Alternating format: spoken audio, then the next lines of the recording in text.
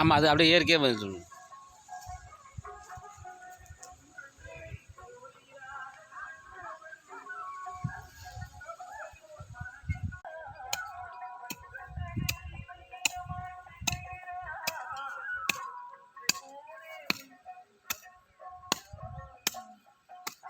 வேளாண் வந்துக்கிறோம்.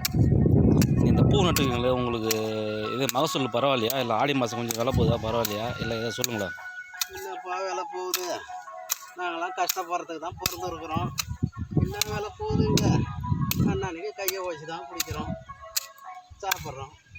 பூ ஏற்றத்துக்கு நீங்கள் என்னென்ன எருவை யூஸ் பண்ணுறீங்க, இல்லை பூ அதிகரிக்கிறதுக்கு என்னென்ன பண்ணுறீங்க, அது எல்லாம் விளக்கமாக சொல்ல முடியுமா?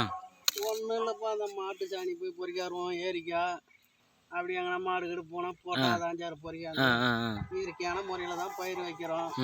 இதுக்கு முன்னெல்லாம் மகசூல் கிடைக்கல. நாங்கள் என்ன பண்ணுறது?